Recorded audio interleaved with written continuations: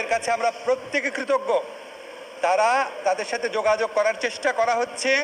তারা আসলে তাদের সাথে সকল ব্যাপারে আলোচনা করে সিদ্ধান্ত নেওয়া হবে।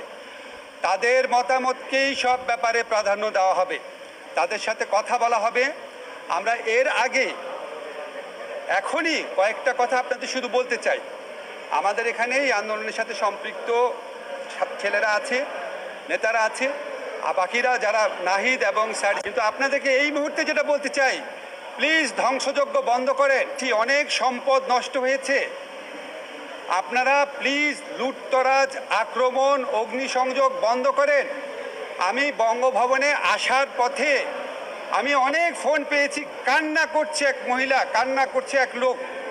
প্লিজ, যেই সমস্ত খারাপ কাজকে আমরা ঘৃণা করি সেগুলি নিজেরা কেউ করবেন না। যারা করে তাদেরকে বাধা দেন।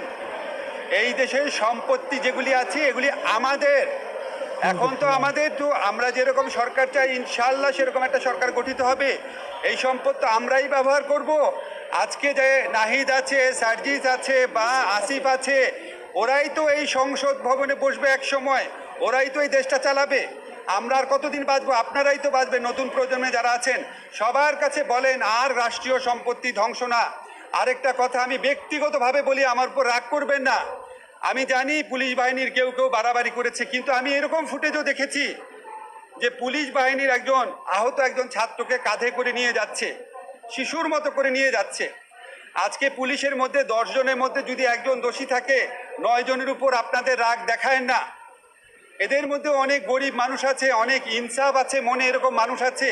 এই আন্দোলনের প্রতি সহানুভূতি ছিল, এরকম মানুষ আছে। ওনারা আমাদের দেশের মানুষ। যারা দোষী আছে তাদেরকে অবশ্যই খুঁজে বের করা হবে, বিচার করা হবে।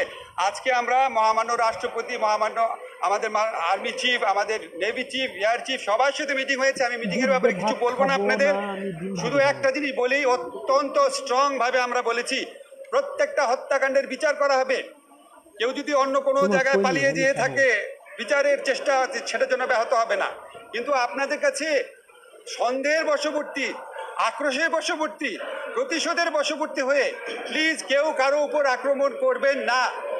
এটা আমাদের দেশ, আমাদের দেশের আমরা এই বৃদ্ধ প্রজন্ম আমাদের নতুন প্রজন্মের জন্য একটা ভালো দেশ রেখে যেতে পারি নাই।